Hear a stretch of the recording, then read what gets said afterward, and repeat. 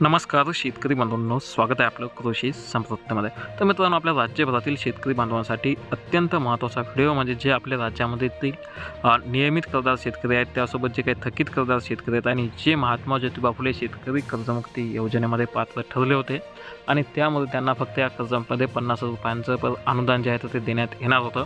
तर या तिन्ही शेतकरी बांधवांसाठी आता आपल्या राज्याचे मुख्यमंत्री देवेंद्र फडणवीस यांनी मंत्रिमंडळाच्या बैठकीमध्ये अतिशय महत्त्वाचे जे निर्णय आहेत ते घेतले आहेत आणि याची माहिती आपण अगोदरच्या व्हिडिओमध्ये पाहिली आहे.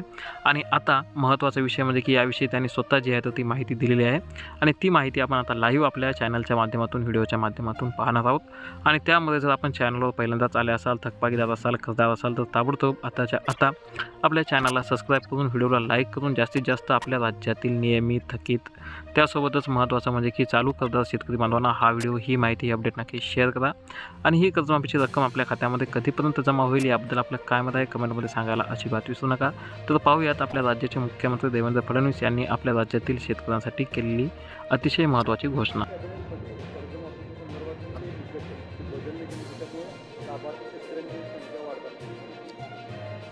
मी विधानसभेत घोषणा केली होती, आजपर्यंत सगळ्या कर्जमाफी योजनांमध्ये लगतच्या कर्जमाफी योजनेतले जे पात्र उमेदवार असतात त्यांना अपात्र करण्यात आलं.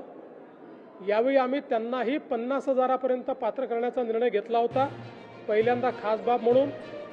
परंतु रणधीर सावरकर यांच्या नेतृत्वात सत्ता पक्षाचे आमदार मला भेटले आणि त्यांनी विनंती केली की त्यांनाही 2 लाखापर्यंत कर्जमाफी द्यावी. म्हणून पहिल्यांदा राज्याच्या इतिहासामध्ये कर्जमाफीमध्ये त्यांचाही समावेश करण्यात आलेला आहे. मुळामध्ये दुसरी जी अट होती की 26-27चेही पैसे भरले तर प्रोत्साहनपर पैसे मिळतील, ती 26-27ची अट जी आहे ती आपण काढून टाकलेली आहे.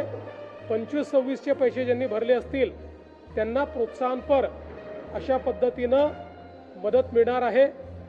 यामुळे काही शेतकरी जे अपात्र झाले असते ते सगळे पात्र झालेले आहेत. आणि मला असं वाटतं आता देशातली आणि राज्यातली सगळ्यात मोठी कर्जमाफी 56 लाख शेतकऱ्यांकरता ही कर्जमाफी आपण त्या ठिकाणी जाहीर केली.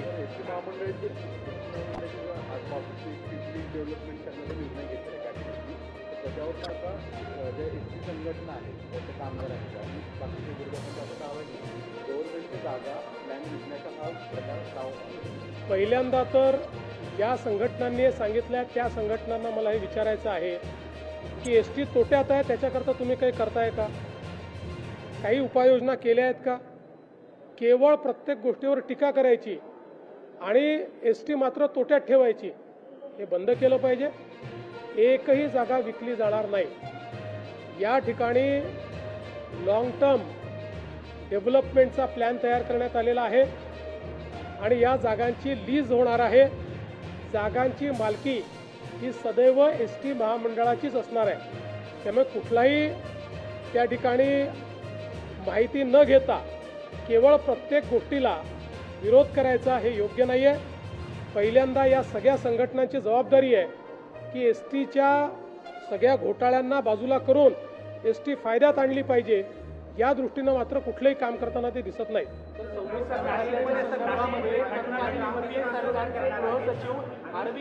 यांनी एक धक्कादायक खुलासा केलेला आहे. ते असं म्हणतायत की हा सगळा जो प्रचार 2008 साली झालेला मुंबईतला दहशतवादी हल्ला होता, हा ISI आणि काँग्रेसचा प्लॅन होता. श्री मणी यांनी जे दावे केलेले आहेत हे प्रचंड धक्कादायक आहे. एक प्रकारे माझ्यासहित सगळ्यांना यातनं केवळ धक्काच बसलेला नाही तर अनेक प्रश्न उपस्थित झाले आहेत. काही गोष्टी त्या काळामध्ये मीही विधानसभेत उपस्थित केल्या होत्या आणि आपल्याला कल्पना असेल तर विधानसभेच्या पटलावर या संदर्भात इंटेलिजन्स काय होता हे देखील त्या काळात मी मांडलेलं आहे.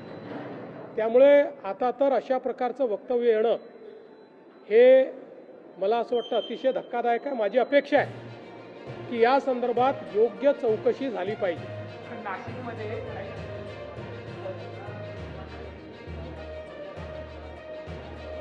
माझी एवढीच अपेक्षा आहे की त्यांनी किमान 2 पानं तरी रामरक्षेचे वाचावे. राजकीय आंदोलन रामाच्या नावाखाली करणं योग्य नाही आहे. मागच्या वेळेस ते रामरक्षा वाचू शकले नाहीत. मी देखील त्यांची तयारी असेल तर त्यांच्यासोबत रामरक्षा म्हणायला तयार आहे. मला पूर्ण रामरक्षा येते. समजा नसती आली तरी किमान वाचता तर यायला पाहिजे. तुम्ही रामरक्षा आंदोलन करता आणि रामरक्षाच वाचता येत नाही, हे कुठलं आंदोलन आहे तुमचं?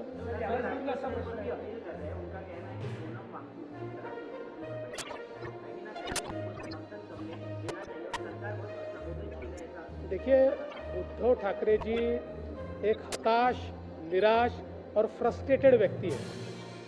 इनका राजनीति में कोई वजूद बचा नहीं है. ये जो सारी चीज़ें वो बोलते हैं फ्रस्ट्रेशन से बोलते हैं.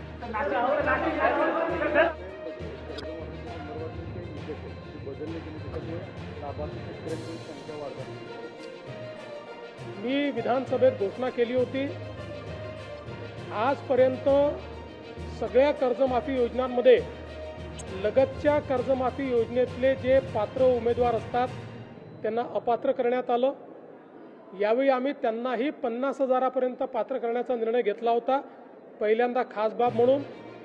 परंतु रणधीर सावरकर यांच्या नेतृत्वात सत्ता पक्षाचे आमदार मला भेटले आणि त्यांनी विनंती केली की त्यांनाही 2 लाखापर्यंत कर्जमाफी द्यावी. म्हणून पहिल्यांदा राज्याच्या इतिहासामध्ये कर्जमाफीमध्ये त्यांचाही समावेश करण्यात आलेला आहे. मुळामध्ये दुसरी जी अट होती की 26-27चेही पैसे भरले तर प्रोत्साहनपर पैसे मिळतील, ती 26-27ची अट जी आहे ती आपण काढून टाकलेली आहे. 25-26चे पैसे ज्यांनी भरले असतील त्यांना प्रोत्साहनपर अशा पद्धतीनं मदत मिळणार आहे. यामुळे काही शेतकरी जे अपात्र झाले असते ते सगळे पात्र झालेले आहेत. आणि मला असं वाटतं आता देशातली आणि राज्यातली सगळ्यात मोठी कर्जमाफी 56 लाख शेतकऱ्यांकरता ही कर्जमाफी आपण त्या ठिकाणी जाहीर केली.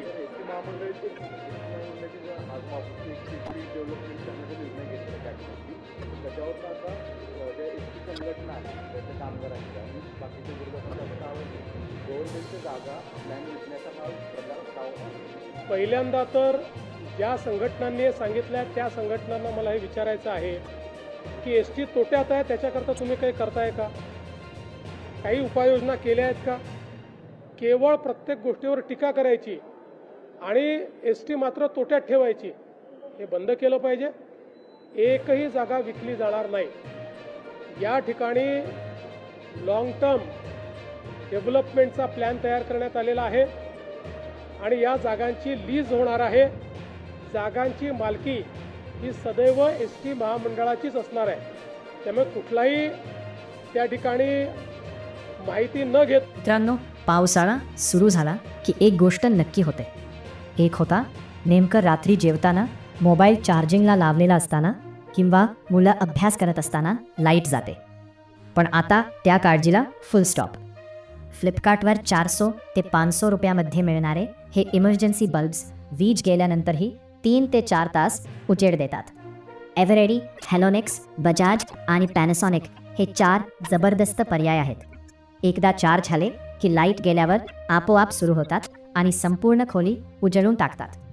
पावसाळ्यात वारंवार लाईट जात असेल तर हा छोटासा खर्च तुमची मोठी अडचण दूर करू शकतो. म्हणून डिस्क्रिप्शनमध्ये दिलेल्या लिंकवर क्लिक करून तुमचा आवडता बल्ब आत्ताच बघा.